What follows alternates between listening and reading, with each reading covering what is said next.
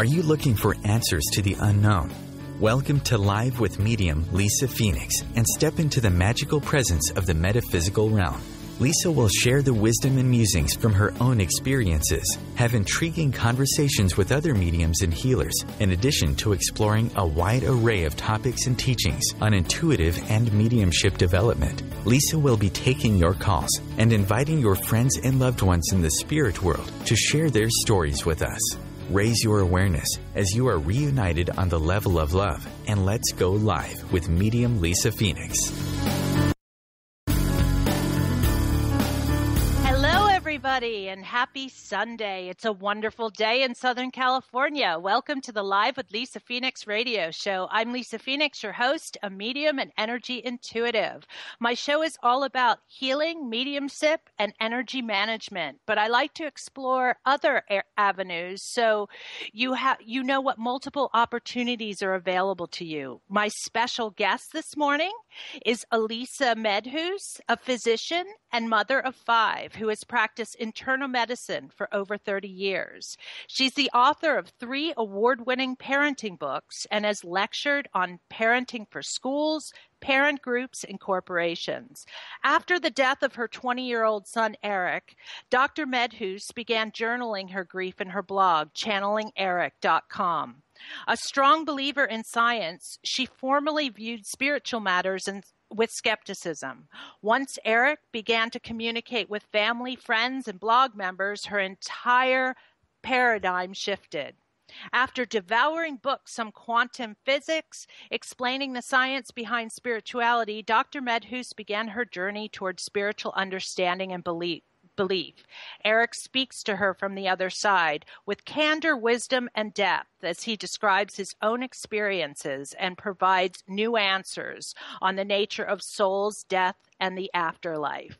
I'd love it if you all would just go visit the blog at www.channelingerik, that's Eric with a K, ERIK.com/afterlife. Good morning. Good morning, Dr. Medhus. How are you? Good morning to you, Lisa. I'm just fine. Welcome to the show this morning. How is it? You're in Texas, correct? I'm in Texas. Been there all my life. So you might hear a little twang every once in a while. How wonderful! Now you wrote a first book called My Son and the Afterlife, Conversations from the Other Side, and then your newest book, My Life After Death, a memoir from heaven. Now that book's a little extra special. Do you want to tell us about that? Yes, well, the first one basically was my journey from being a skeptic to becoming a believer, and that was a long, rocky road. This one's different. It's Eric's memoir, so we channeled what he had to say about his own death, his heaven, his life as a spirit, etc., from the other side. So it's probably one of the most detailed accounts of the afterlife and death and spirit life that I've ever seen in my life. Yes, it's a wonderful book. And it's also, I find it very comforting. You know, especially for people who have lost people, you know, to read this. I find there's a great deal of comfort in this book. Wouldn't you? Well, yeah, that's true. A lot of people have said that they don't fear death anymore, for example, after reading the book. Yes, I completely. And again, I think it's a comfort for any parent to read it as well, you know, who has lost a child, because it's very, I mean, you show, his personality comes through, everything comes through, and you really it shows that you can have a relationship with somebody. It's different, but it is possible to have a relationship with somebody that's crossed over to the other side. That's right. They're the same as they were. They just don't happen to have a body. And the mental and physical ailments that may have plagued that body and life. So there really is no reason why you shouldn't be able to continue to have that, like you said, different relationship with your child or your loved one. Right. Now, I do want to step back a little because some of my listeners may not know the background for this. So again, you were very skeptical. Do you want to tell us a little bit about that, about how this journey began?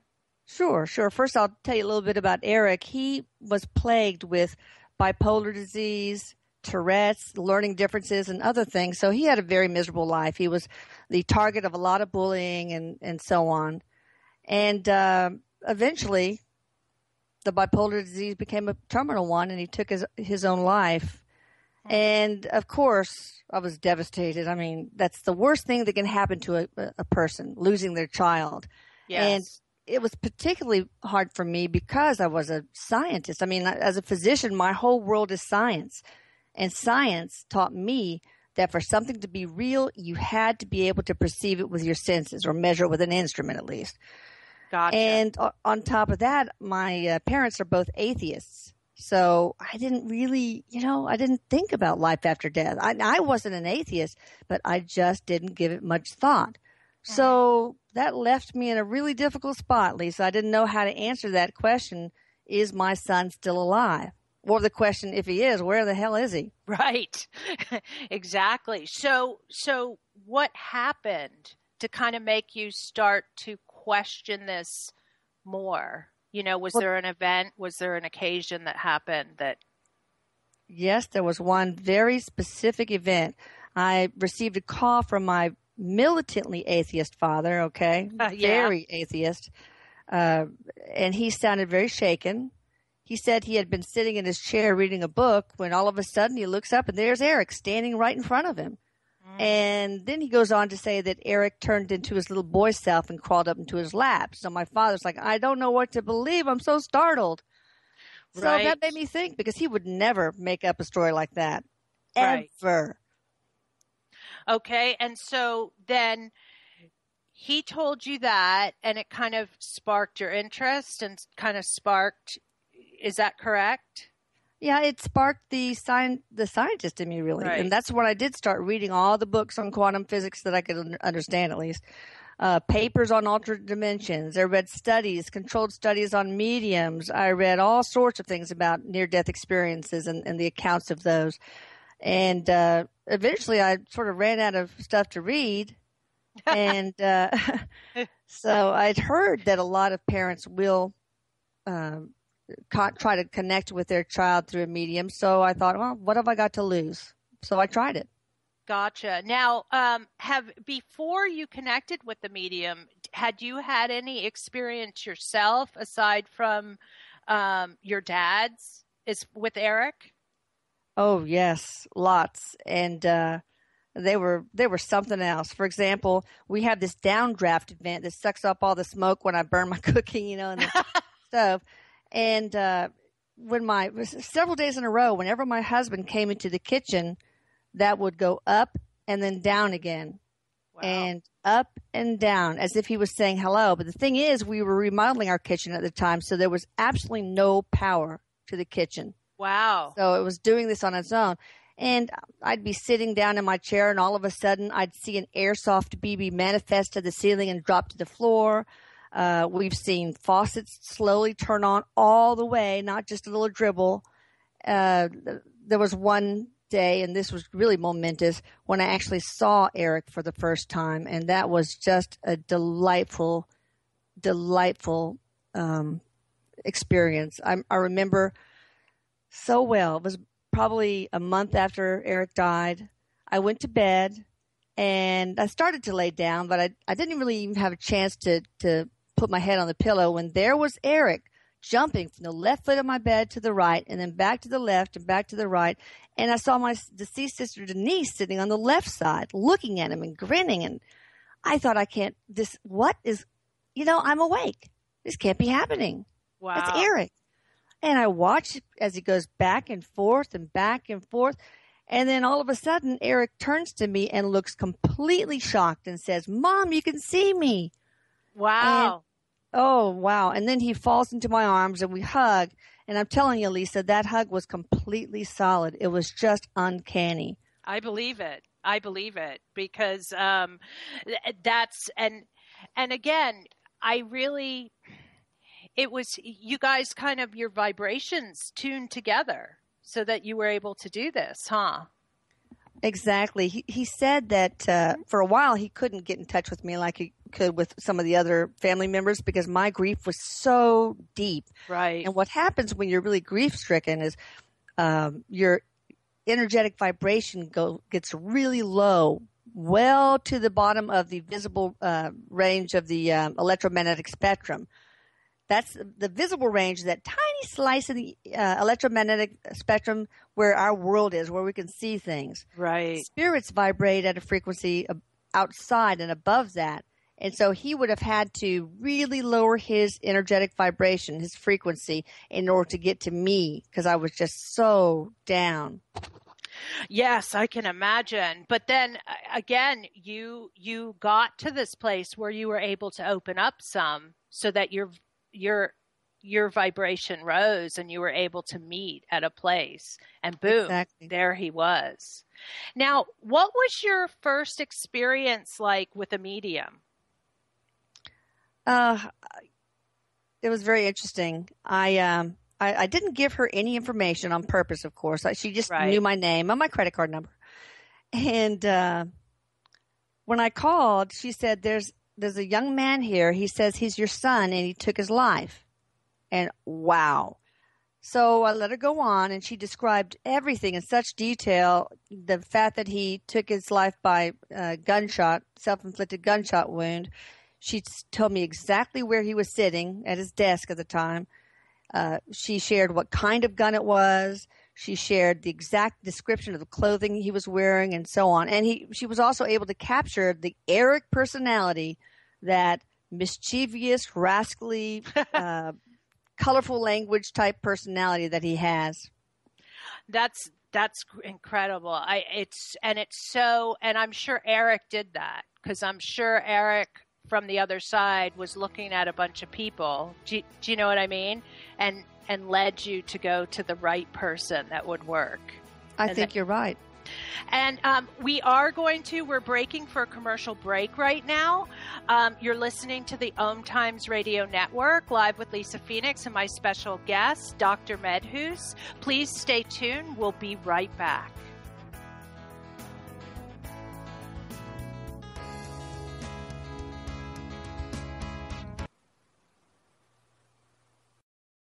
Bringing a more conscious lifestyle to your world. OMTimes Radio. IOM FM.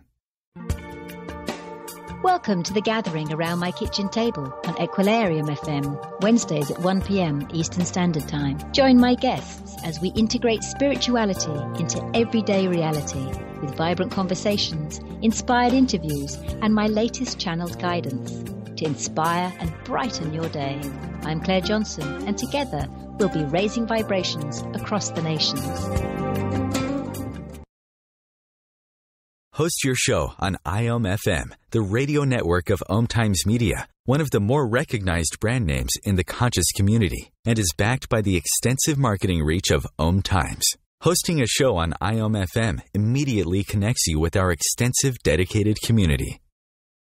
OMTimes Magazine is one of the leading online content providers of positivity, wellness, and personal empowerment. A philanthropic organization, their net proceeds are funneled to support worldwide charity initiatives via Humanity Healing International. Through their commitment to creating community and providing conscious content, they aspire to uplift humanity on a global scale. OMTimes, co-creating a more conscious lifestyle. Hi, this is Angela Levesque, host of Entanglement Radio. Join me Wednesdays at 12 p.m. Eastern for inspiring conversations with visionaries in spiritual science and conscious healing. Entanglement Radio, Wednesdays at 12 p.m. Eastern. Transcendent talk for the conscious mind. Bringing you the best of the conscious minds in the world. OMTimes Radio, your conscious lifestyle on steroids. Welcome back, everybody. You're live with Lisa Phoenix and my special guest, Dr. Medhus, and you're listening to OMTimes Radio. Dr. Medhus, I was wondering if you would share with us, we know that Eric developed certain challenges in life, but I wanted to know, can you share with us what Eric was like as a child and what his personality was like? And very much like he is now since his passing. Very, very happy, loving, very affectionate. I remember when he was, about 18 months old, I took him to the pediatricians to get his immunizations. And, oh, poor little thing. I brought him home. I was carrying him, and his thighs were just littered with all sorts of Band-Aids and his tear stains on his cheeks.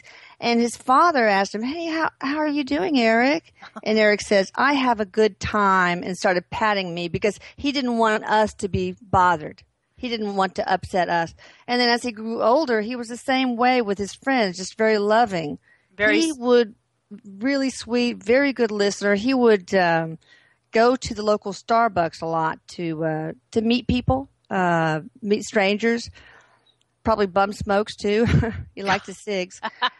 And, for some reason, strangers gravitated toward the guy. They would just come up to him, sit down, and they'd talk. And then they'd start telling him, sharing their life story. And sometimes the story was sad, and they'd start crying. Then Eric would get up and wrap him in a big old hug and say, "Look, dude, I'm taking you home. My mom's going to cook you a homemade meal." Really? Surprise! I had to run to the market many occasions on that one. So you had a lot of friends just showing up on your doorstep. Yes, he took a lot of lost souls under his wings.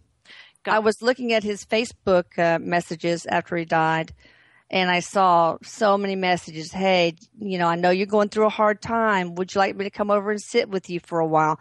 These were messages he sent to his friends, and but they were not particularly nice back. Yeah. So he struggled with relationships in life. Right. Gotcha. Now, working, and then when you started working, her name's Jamie, correct? With the DM Spirit Translator. This, I would imagine that it was a process, right? And so as the process developed, and you were starting to really have that relationship again with Eric, was there a point in time where, and I'm not talking about proof of his existence right now. I'm talking about from a mom's perspective, where you just felt that reconnect, click in. Does that make sense? Yeah, it was pretty immediate. Gotcha. I think after we got a lot of our personal questions out of the way, like why, and did we do anything wrong? Could I have done anything to save you? And then I started asking questions about his death. And did it hurt? Fortunately, it did not. What was it like? What happened afterwards? Where are you? What does it look like? And so on. As I got to know his new life, I connected to him on a deeper level. All of a sudden, our relationship wasn't about how can Mama fix you? You're so miserable. Now it was, it reached a completely different, richer level, to tell you the truth. No, and I think that's wonderful. And I think it's a great testament, though, to others out there, who do have children or other people that have passed. And that transition, from like, not that it's your fault or anything, but what could I have done? How could I have done things differently? To that transition to just being able to enjoy the relationship again. That's right. And we're in a wonderful place right now. And I found out from him that his life was part of a spiritual contract he designed. He wanted to come down and suffer immensely so that he could develop the listening skills and the compassion and other tools that he would need to become the spirit guide that he is now. Exactly. And would you be willing to tell us a little bit about that? Because I've read about it in your book, but I know a lot of listeners haven't read the book yet, and I really encourage you all to do so. It's available on Amazon. But can you tell us about, his journey on the other side at this point? Well, right now he's a spirit guide. And he said that's pretty common in heaven. He said they're like taxi cabs in New York. And his job is to nudge human beings in the right direction. And he does that with the blog members all the time. He will lure them in For example, one lady, actually this happened to a couple of people, was at the bookstore, and my first book, My Son in the Afterlife, was on the shelf, and she was kind of in front. All of a sudden, the book flies off the shelf, like 2 feet away from the shelf. And so she picked it up, started reading, is now a member of the blog, and just a wonderful part of our community. Or he will make the blog homepage show up on their computer, even when they haven't been there before. Or he'll have just a picture of himself on somebody's computer. Yeah. Oh, wow. Crazy stuff. or all of a sudden he'll start playing one of our YouTube videos on their iPhone. Mm-hmm. So he tries to get their attention, and then subliminally gives them messages sometimes to set them on the right course or to give them comfort. Gotcha. And I've also read that he's kind of drawn people together to help each other as well. I have seen that. Some people in our community have even flown across the United States to meet each other and to see each other, and they become fast friends. One woman from Ireland comes over and visits all the time. So it's just an amazing community. It really is. Wow. And you originally started this blog to help express your own grief, right? Is that? That's right. I heal best when I help others, and I love writing, and I just needed to pour something, all this pain out on the keyboard, and give other people a place, a very safe and supportive place where they could do the same thing. Well, that's wonderful, because I encourage everybody to go and read the blog. And again, I want to say it's www.channelingeric, and that's Eric, ERIK.com, because there are some quite amazing stories on there. And I just, do you want to share anything from there that really struck you? As far as his insight, or some of the stories from blog members? Yeah, as far as him helping them, and, Oh, sure.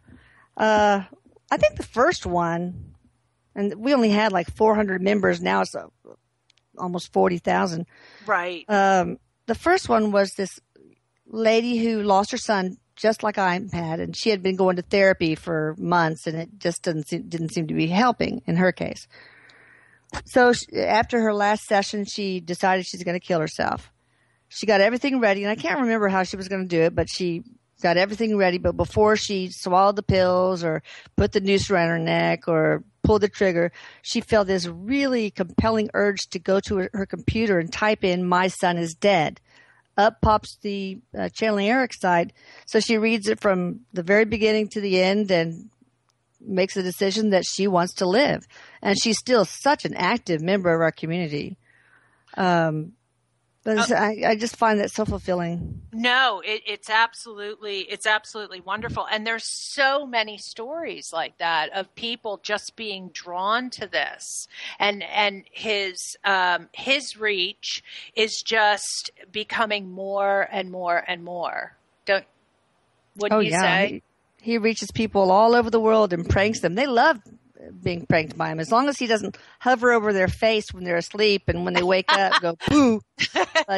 But he does other things, leaves horrible smells or manifests himself. Or I know one of the first blog member pranks was with this gentleman Damien from Ireland, and excuse me, he had seen pictures of Eric on the blog, of course, and he said, he emailed me and said, "Your son just came to me and was standing in front of me and said, 'Hey, dude, I bet I could tell you how far away your girlfriend is from you.'"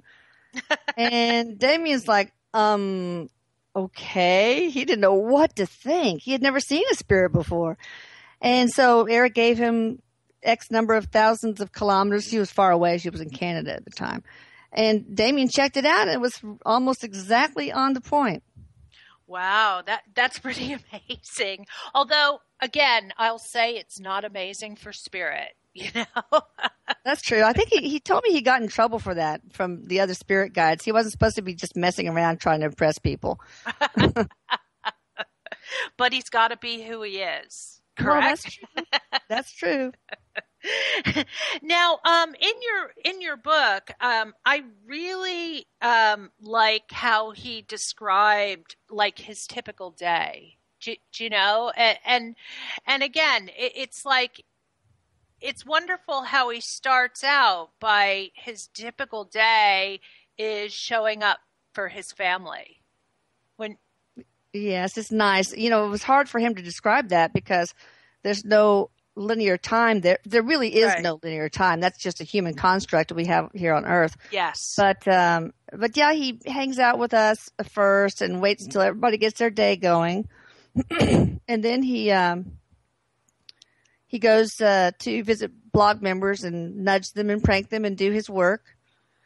And then he comes back home to us around dinner time and hangs with us, and I can feel his presence. It's just amazing. I mean, I know when he's sitting by me, I feel these intense, almost painful goosebumps on one part of my leg or my arm, etc.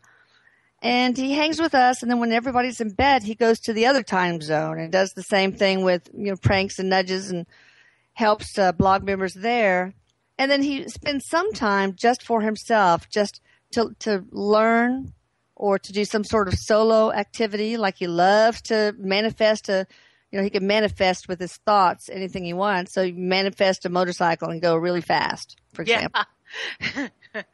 That's the thing too. I just want to say, because you brought it up before, yes, there is no linear time over there. And one of the wonderful things about this book and that all of you, I'm going to credit all of you on this, were able to accomplish is, yes, I know there was the part, well, it's hard to describe. He keeps saying, I don't have words for this and that, because I believe they don't, for some things that are going on in heaven. But you guys did such a fantastic job of bringing it, shall I say, to earth, if that makes sense. That's all Eric. Yeah, so that people could understand. Right. And again, we have a commercial break here. You're live with Lisa Phoenix on the OMTime Radio Network, and my special guest, Dr. Medhus, will be right back. Please stay tuned.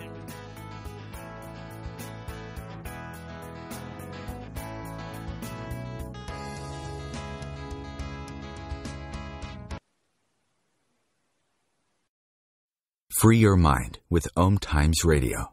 IOM FM. Join Elliot Jolish, the business therapist, each Tuesday at 5 p.m. Eastern for the Elliot Jolish Hour, as he interviews business experts on your behalf. And you're invited to email your business questions to questions@ecjgroup.com for answers, live, on air every Tuesday at 5 p.m. Eastern on the Elliot Jolish Hour. Being a radio host on IOM FM allows you to build your show on a rich platform with the power of the internet to fulfill your outreach goals and connect with a very specialized and global online audience, unlimited by time and distance. OMTimes Radio will provide you with web relevance, a recognizable conscious brand, and with the standard of excellence that has accompanied every single OMTimes endeavor. Host your show with OMTimes Radio Network. Have you ever wondered how to change your love paradigm? The secret key is finding a love partnership, not just a regular connection. How do you find these? Through conscious relationships. Ascending Hearts Dating is a dating site for people like you that believes in second chances and a different type of spiritual connection. Try Ascending Hearts for free today at ascendinghearts.com and change your love paradigm. Ascending Hearts, the premier dating community for the spiritually awake. What if living didn't have to be so serious? What if you could move beyond your problems with greater confidence and ease than you've ever imagined? Throw your labels out the window and join the Irreverent Therapist for practical tips and a very different way of approaching the changes you would like to create. Marilyn Bradford and Pam Hodling have empowered hundreds of people to come out of self-judgment, quit looking to experts, and begin to create the lives they desire. Join us Wednesdays at 7 p.m. Eastern on the Irreverent Therapist Show. The cutting edge of conscious radio. OMTimes Radio. IOM FM.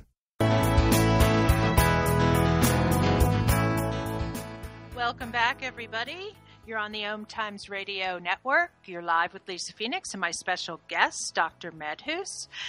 I wanted to ask you, does Eric talk to you about the time he spends with friends or other family members and stuff like that?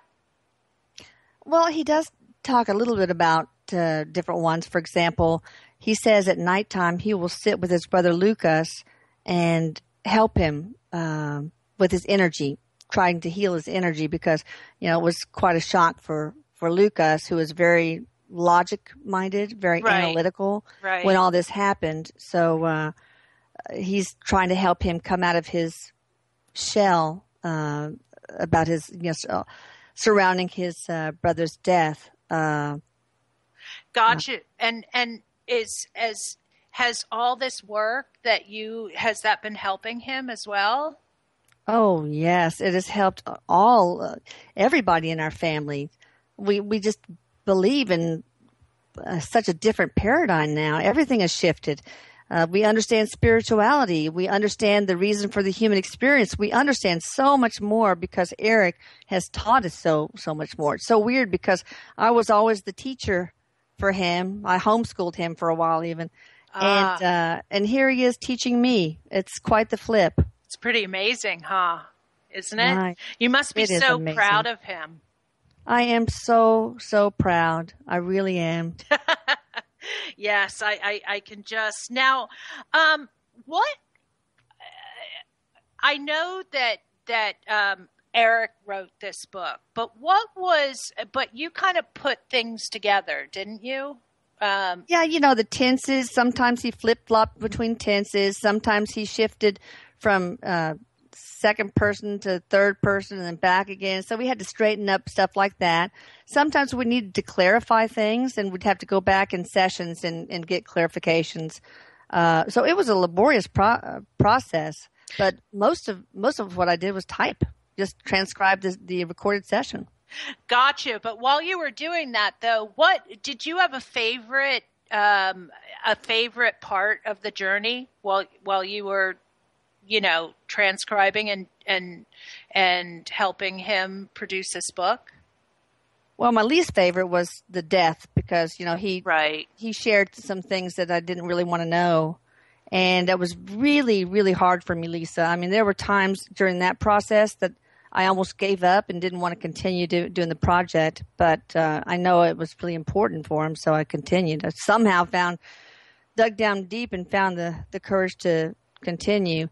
The most poignant, I think, were the goodbyes. I think I liked that the most. They were just so heartwarming and, oh gosh, just so poignant at the same time.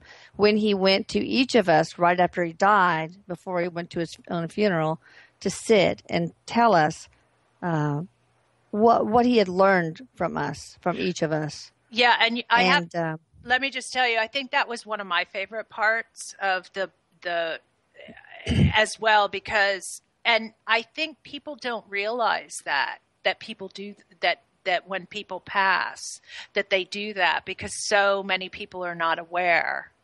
They can't feel spirit. Well, especially right after they die, because, I was completely numb. I would not have been able to pick up on him at all at that point. So I'm glad to know that he did hang out and visited me. He saved me for the last because he had to work up the courage because he knew how he said, "Mom, you're in trouble with Mama." No, he knew how deeply in pain I was. And can you share with us maybe some of the things that that were in those goodbyes to the different family members? Oh, well, we talked about Lucas, how he learned, Lucas takes his time with his decision, and he learned that you don't always just, jump head first. It's okay to stick your toe in the water and to circle around the pool, etc., before you jump in. With Christina, his eldest here we sister, go. I just heard a thing on the line. Uh-oh. Did he say something? He probably did. But yeah, Christina, she holds her heart close to her chest, and he did not. He just had his heart all exposed. So he learned from her. It's sometimes it's good to protect your heart, and even though that might make some people think you're aloof or disinterested, it's still important. He learned how to protect his heart in certain circumstances. Gotcha. Yes. And he visited each one of your family members. He visited Dad and his sisters and everything else, huh? Right. And one friend and the housekeeper that really has been with us for 22 years, I think now. She was the first one. She was the only one at home when Eric shot himself. We had just left the house to go to lunch. And so she was the first one to witness it, too. And it was very difficult for her. So he spent a lot of time with her. Gotcha. No, I just think it's wonderful. And the stories in the book were just so touching. Do you know what I mean? With him spending time with each one and talking about what he learned from each one and giving them his energy and stuff. I just thought that was just incredibly amazing. Yeah, and I learned from the things that he learned, I learned too. I learned when he was talking to Uncle Jim, who he called Jimbo. Jim has an incredible work ethic, and he learned from Uncle Jim that sometimes you have to do something that's unpleasant, you know. You have to work like a dog at something you don't like. Some days will be tough. And, it's an opportunity for us to learn that too, that sometimes you just got to do what's right, even if it's not always palatable. Exactly. And through his sister, he was very candid and very honest about, I think, one of his sisters who, went through some anger towards him, for leaving, Right, and he totally stepped up and took responsibility for that. Oh, yeah. So it's just wonderful. How he's so candid and honest, and so what is his? Do you know? Has he expressed to you what kind of education that he's getting over on the other side? Well, they have all sorts of things that you can do. You can actually go to lectures, but he never did like that in school in life, so he does not do that. But he says that you can absorb information just by merging with the energy field. They have, for example, a library, this awesome library. Maybe there's more than one. I really need to ask him that. And you can take a book and merge with its contents and pretty much download all the information. But the only requirement is you have to be aware that exists, that information exists. So if you want to learn about another dimension that you might be interested in traveling with, you can merge with a book about that, or you can merge with a fellow spirit who has already been there and knows a lot about it. Wow, that's pretty incredible. And has he talked at all? And I mean, whether it be through the book or through channeling, or has he talked at all about different dimensions? Oh, yeah. He's talked about one that he goes to that's pretty chaotic because he wants to learn a little bit about chaos, and it doesn't operate by the same rules as the physics that our dimensional plane works at. I can't remember the specifics, but he says there are dimensions that have different rules of physics. I thought that was the scientist to me, makes me think that's pretty interesting. Yeah, wow. But he said there are places, dimensions where where the beings are, a-holes, I'll say in his, this is his words. And, but he kind of likes to hang around them and mess with them, I guess, knowing Eric. But he can also explore any place on Earth too. If he wants to go to Venice, he just thinks of Venice, and there he is. Wouldn't you love to be able to travel like that, Lisa? That would be amazing. No more frequent flyer miles. It would just that would be awesome. No more TSA lines. Right. And I think not only that, but I also think about communicating with each other. I think it would be great if the channels opened up so we could just thought, okay, you got it. You knew what I was thinking. Bypass all the BS. You bring up such a good point, because he loves that. Everybody is vulnerable and open. There are no secrets. There's no hiding anything between spirits, and it's okay. You know all their emotions and everything. And when you merge with them, with their energetic field, there is nothing that is concealed at all. And it's just a beautiful thing. He preaches vulnerability, that we ought to learn that vulnerability is not a position of weakness. It's a position of power. It's being completely emotionally honest with yourself and with others.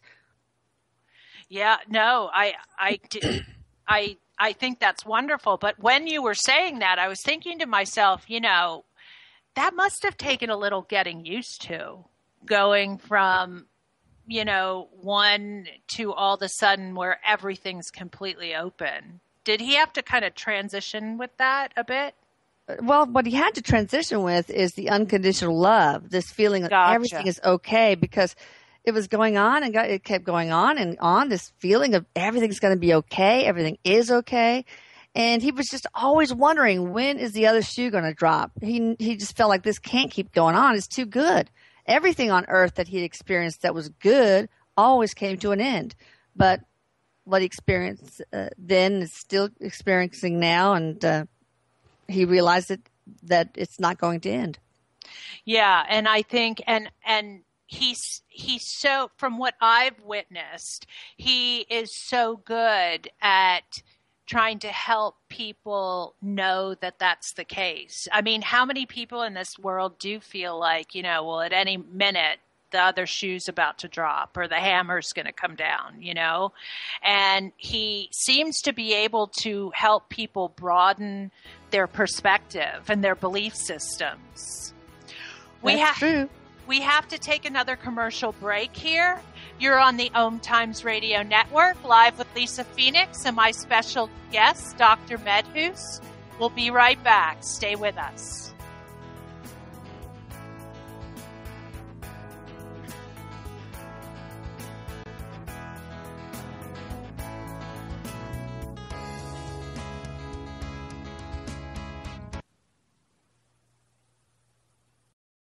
The Real Conscious Connection. OMTimes Radio. IOM FM. If you remember living fearlessly, joyfully, and in a world filled with adventure, happiness, pleasure, and unbridled living, then this show is for you.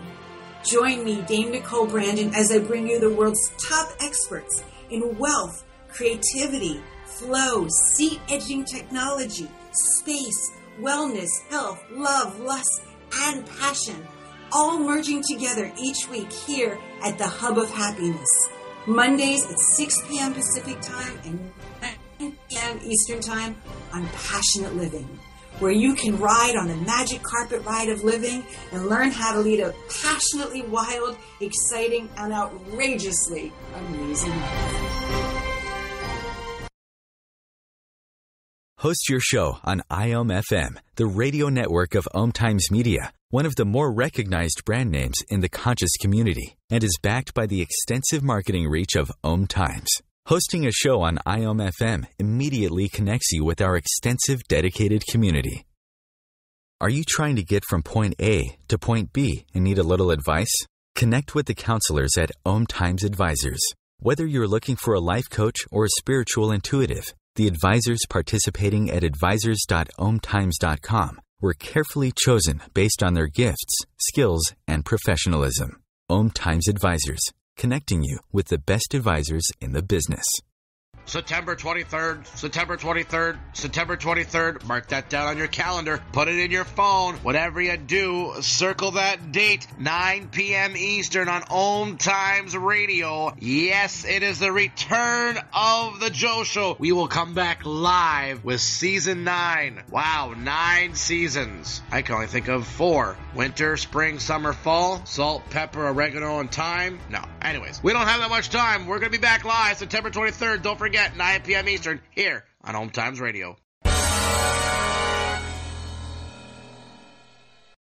Your conscious connection to a more mindful world. OMTimes Radio. IOM FM.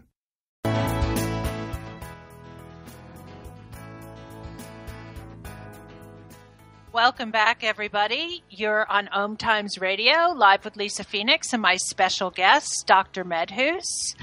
I wanted to ask you, I know you work with mediums and stuff like that, but do you also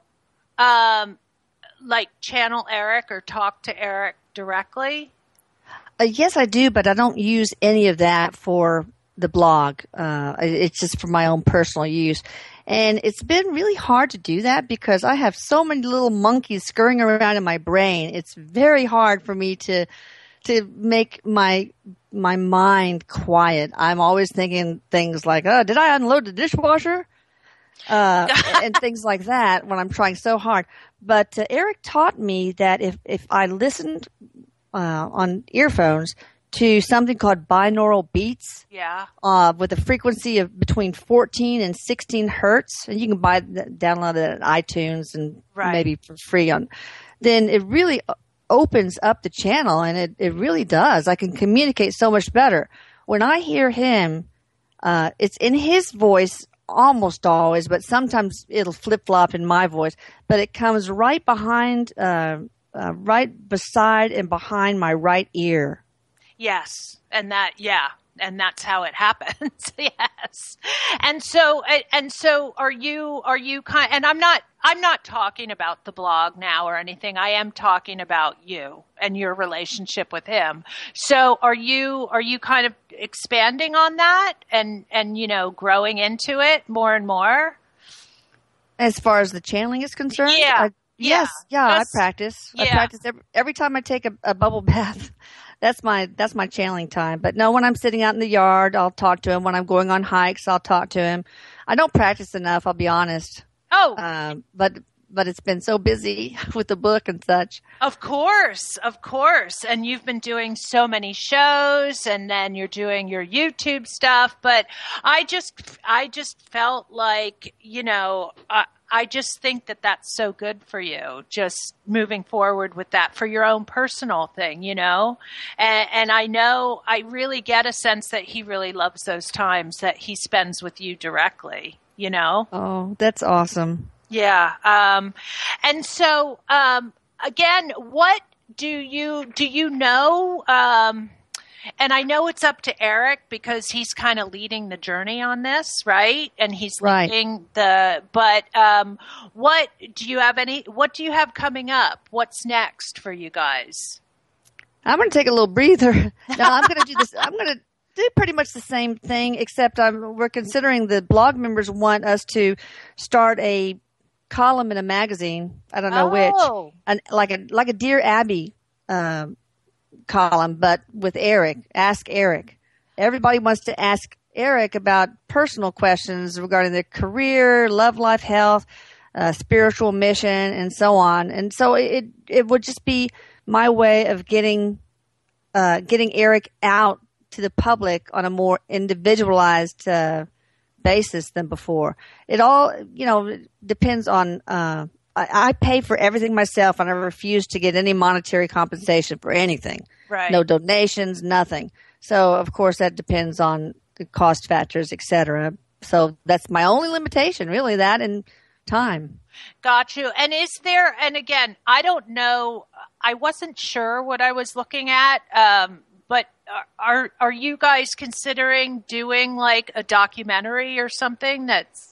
Oh, yeah. Somebody from a documentary producer interviewed me, came from Norway to here to interview me and my family, and also went to Atlanta to interview Jamie. And he's putting together this wonderful documentary that has other people like Deepak Chopra and Anita Moorjani and Dean Radin and all sorts of greats. I just feel like so blessed to be in that same crowd. And I think it's coming out in November and will be distributed through Simon & Schuster. But it's basically about, starts out with the nature of consciousness itself and the science behind it, etc. And then there's more talk about soul survival, conscious survival after death. And then the ultimate piece is the channeling Eric piece where, all right, now we're on the other side. This is what's going on. I think it's amazing. And I really think it's great that you guys are moving forward because he's had such an impact already. And I just, when I did my research on all this, I read the good, I read the bad, I read everything. And he's had such a positive influence on so many people. And so many people are now learning, in a way that they can understand because there's been so much stuff out there, as you know, in your own research, about the other side and this or that. But he's really expressing it in a practical way. I think a lot of that stuff just kind of flew over people's heads, Yeah, well, a lot of what you hear are these spiritual sages from the other side that start out with "Welcome, my dear one," and Eric is not like that. He's very casual and blunt. Uses a lot of metaphors. You feel like you're just sitting in a living room talking to him. Yeah. And the reviews on Amazon for his book, My Life After Death, are just incredible. It's just people don't want to put it down. They've stayed up all night reading it. They wouldn't go to work the next day. It's changed their life. They're not afraid of death, etc. So I don't think it's gotten less than 5 stars on any review. So I'm just so proud of him and what he's doing to help so many people. Yeah, and again, he's so good about, the word I just want to use is breaking it down. You know what I mean? Breaking it down for people. But I will tell you though, because I've talked to quite a few people and, 9 out of the 10 people I talked to, and I'm using that as a metaphor, they also said that your first book was a page turner. And that they couldn't put it down. And that I had one woman say that she sat there and she just read it into the wee hours of the morning because she didn't want to stop. Oh, that's so nice to hear. I think Eric's book is better though. I really do. I guess you know what? Because it healed me. Right. I mean, I don't feel that deep, dark, horrible grief that used to consume me. Now I know so much more about death, about his journey, about his life as a spirit, what it's like, his new home, heaven, what it's like in great detail. So now it's more of a feeling like I just miss him, Right. I feel like he's studying abroad in Germany, and he's just going to come home with his dirty laundry in a few days. But so it really has done a lot to heal me personally. Yeah, and I really see you guys as a team. I just see you guys as a team doing this together. And I would venture to say that he sees it the same way. And that just as it's so fulfilling for you, it's so fulfilling for him too, Right. Well, that's true. I've given the platform by having the blog and the YouTube channel and so on. And Jamie and others, we use other spirit translators sometimes too. That's his voice. So I guess we're the 3 musketeers and we work we work together well. We really do. Yeah. And again, it does. It seems like you guys you and him have a bond that is kind of, I almost want to say goes beyond mother and son. A lot of people have said that. Yeah, I just really get that sense that it goes beyond that, and I really, what would you? We're kind of running low on time here, but if you could tell everybody something, the blog members, everybody, what would it be that you'd like to say to everybody? I think what I would say would be to continue the relationship with your loved one. There's just no reason why you should cut them off the minute they die. Death is just a transition into another dimension. It's not the end. Gotcha. And I agree with you 200%. I know you do. And I also believe that that's the same thing that Eric would like to communicate to everybody too. And I also get a sense, though, from reading your book and everything, how important it is for him at this point.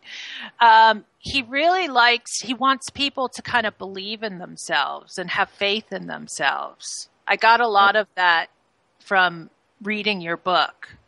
That's right. And to love themselves. Right. It kind of all goes hand in hand. It sure does. It sure does. So once again, Dr. Medhus, I want to thank you so much for being on the show this morning. And, well, thank you for having me. I really appreciate it. This was fun. And I want to thank you for giving us the honor of letting us get to know Eric a little bit and what he's doing and what he's about. For all of you out there in Radio Land, again, I really would like you to go check out this blog. It's www.channelingeric.com, and that's Eric with a K. And I would also encourage all of you to get the books, My Life After Death, The Memoir from Heaven, available from Amazon. And Dr. Medhus' other book, My Son in the Afterlife, Conversations from the Other Side. Please, they're both available on Amazon. Live with Lisa Phoenix is on every Sunday at 1 p.m. Eastern Time, which is 10 a.m. Pacific Time. So please tune back in with us next week. Thank you so much. Have a great day, everybody. Bye-bye. Bye.